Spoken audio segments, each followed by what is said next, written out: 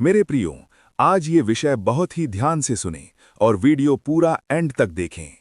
Video में आगे बढ़ने से पहले हमारे चैनल को लाइक, सब्सक्राइब, बेल आइकन घंटी जरूर दबाएं।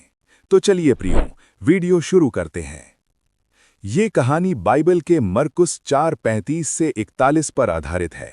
ये हमें सिखाती है कि जब हमारे जीवन में डर का तूफान आता है, तो विश्वास कैसे हमें शांति दे सकता है।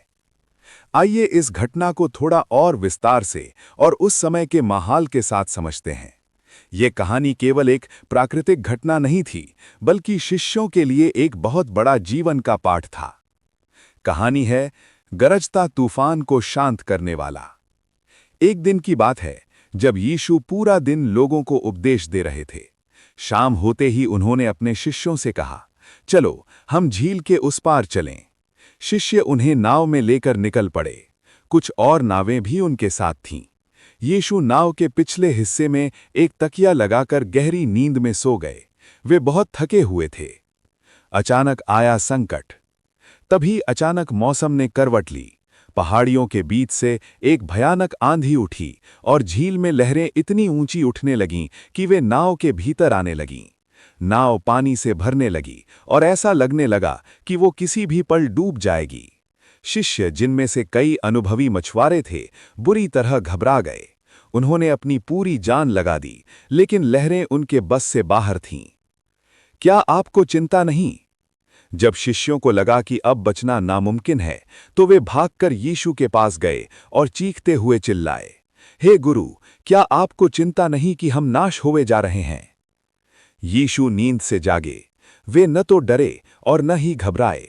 वे खड़े हुए और गरजती हुई लहरों और चीखती हुई हवा की ओर हाथ बढ़ाकर बस इतना कहा, शांत रह, थम जा।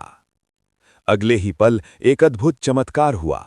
हवा रुक गई और झील का पानी कांच की तरह बिल्कुल स्थिर और शांत हो गया। चारों ओर गहरी शांति छा गई। विश्वास की सीख। यीशु ने अपने शिष्यों की ओर देखा और बड़े प्यार से पूछा, तुम क्यों डरते हो? क्या तुम्हें अब तक विश्वास नहीं? शिष्य दंग रह गए। उनके मन में भय और विस्मय भर गया। वे एक दूसरे से कानाफूसी करने लगे। ये कौन है कि आंधी और पानी भी इनकी आज्ञा मानते हैं?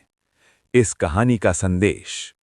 ये कहानी हमें सिखाती है कि नाव में यीशु का होना, इसका मतलब ये नहीं कि तूफान नहीं आएगा, बल्कि इसका मतलब ये है कि तूफान आपको डुबो नहीं पाएगा।